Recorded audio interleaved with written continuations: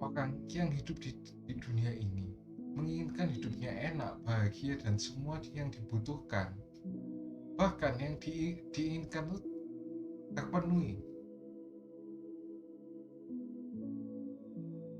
Gak ada orang yang menginginkan hidupnya terpuruk yang diakibatkan oleh masalah yang menumpuk dan berlarut-larut. Tapi kenyataannya banyak orang hidupnya terpuruk. Bahkan waktu pandemi kemarin, banyak orang hidupnya seakan-akan berbalik 180 derajat. Hidup terpuruk itu bisa dialami oleh siapa saja. Tapi yang jadi masalah adalah bagaimana kita lepas dari keterpurukan. Banyak orang mengalami hidup terpuruk yang berlangsung begitu lama. Seakan-akan orang tersebut ditakdirkan untuk hidup sengsara selama hidup dalam dunia ini.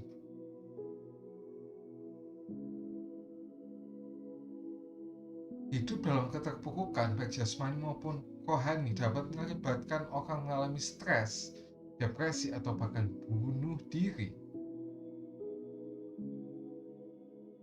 Permasalahan yang begitu lama dan tidak ada jalan keluar mengakibatkan hidup kita menjadi terpuruk.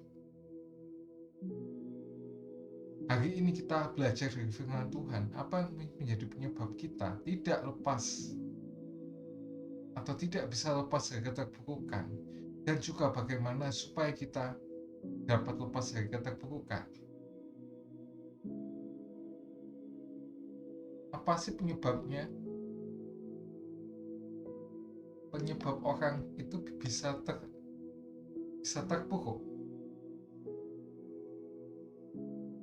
Kalau yang secara jasmani, itu yang pertama, kenapa? Karena bergaul dengan orang-orang yang tidak punya motivasi di dalam hidupnya. Seperti yang ada di Kisah Rasul 3 ayat yang kedua. Orang-orang seperti ini adalah orang yang menyerah dengan keadaannya. Tidak ada semangat dan motivasi ingin berubah. Malas dan menganggap hidupnya sudah ditakdirkan seperti itu. Orang seperti ini memiliki pemikiran yang sempit dan hidupnya selalu menjadi beban bagi orang lain.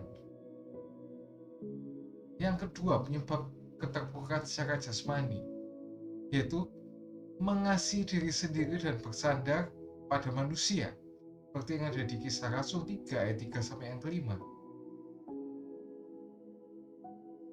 Orang-orang seperti ini menganggap dengan hidup yang terpuruk, orang lain mau mengerti dan memahami keadaannya, sehingga orang lain hukumnya wajib dalam tanda kutip untuk membantunya.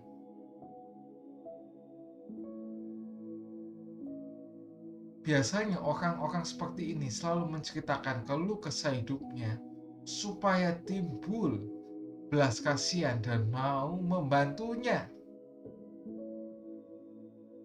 Kebanyakan orang ngasih diri sendiri tuh keinginannya banyak sekali, walaupun pemasukannya sedikit. Itu seperti peribahasa, besar pasak daripada tiang. Nah, solusinya apa sih dari keterpurukan secara jasmani ini? Yang pertama yaitu datang pada Tuhan Yesus, seperti yang ada di Kisah Rasul 3 ayat yang ke-6. Karena di dalam nama Tuhan Yesus ada jalan keluar. Amin. Ini dengan cara apa? Berdoa dan berharap pada Tuhan Yesus ya.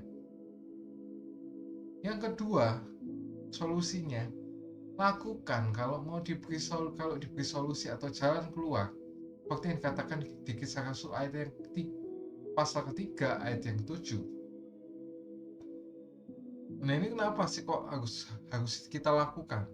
Karena mungkin aja Tuhan itu pakai orang lain untuk menolong kita. Nah, ini kita harus mau menjalankannya. Banyak orang yang malas untuk menjalankan ketika diberi solusi. Dengan banyak pertimbangan atau banyak alasan, dia enggan untuk melakukannya. Nah, keterpurukan jasmani ini bisa mengakibatkan kematian secara rohani. Makanya hati-hati sama yang namanya keterpurukan ini. Nah, kalau di perikop tadi di Kisah Rasul 3 itu ada orang di pintu gerbang Bait Allah, itu menggambarkan orang Kristen yang mati secara rohani. Ada banyak orang yang datang ke gereja, tapi sebenarnya dia mengalami kematian rohani. Dia undur sebenarnya dari Tuhan, sudah. Dia itu disebut dengan Kristen KTP aja. Seharusnya kita bukan hanya dipelatakan, kita masuk ke ruang kudus atau bahkan masuk lebih dalam lagi ke ruang Maha Kudus. Nah, kenapa sih kita itu harus masuk? 1 Petrus 2 ayat yang ke-9 berkata, karena ini kita adalah imamat yang kajani. Nah, kita itu imam yang harus mengambil bagian dalam pelayanan, ya. Pelayanan itu gak harus di atas mimbar. Di mana aja kita tuh bisa melayani Tuhan loh. Gak cuma di gereja aja, tapi di semua tempat kita bisa melayani Tuhan. Menjadikan kita hidup kita sebagai garam dan terang dunia, sehingga orang lain bisa melihat Kristus dalam hidup kita. Ikut persekutuan doa apapun namanya di gereja-gereja itu, kok namanya kan sebenarnya secara itu kan persekutuan doa atau kelompok, dan juga meluangkan waktu secara pribadi untuk berdoa dan belajar firman Tuhan. Karena itu yang membuat keyakinan kita itu tidak kendor, dan roh kita itu akan terus menyala-nyala untuk dapat melayani Tuhan, seperti yang ada di Roma 12 ayat yang ke-11. Kalau di perjanjian lama, seorang imam itu masuk ke ruang Maha Kudus itu setahun sekali.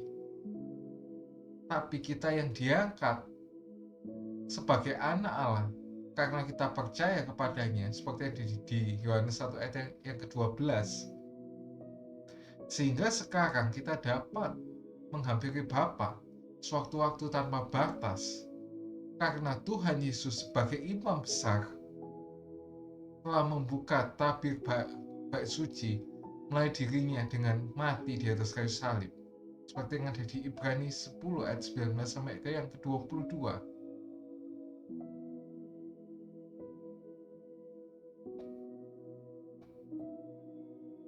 Nah, sekarang kita sebagai anak Allah harus mau berbuat baik kepada semua orang dan memberi bantuan, seperti yang ada di Ibrani 13 ayat yang ke-16.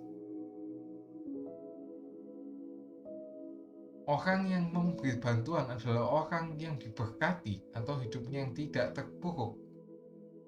Karena kita ini adalah anak-anak raja atau imamat yang kajani.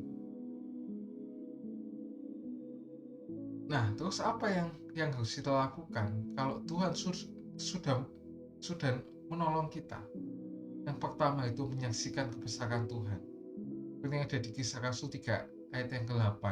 Di situ orang lumpuh tuh menyaksikan kalau Yesus sudah disembuhkan Tuhan melalui Petrus.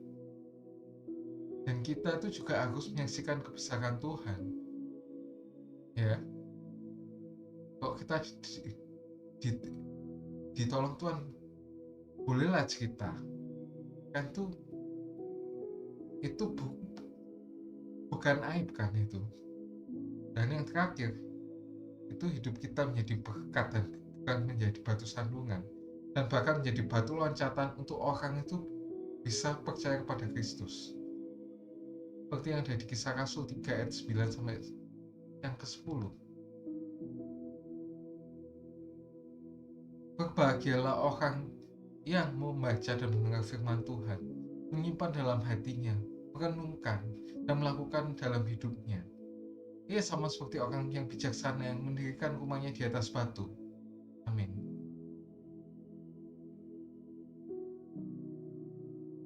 Jangan lupa like, subscribe, dan share jika kalian terberkati dengan konten ini. See you.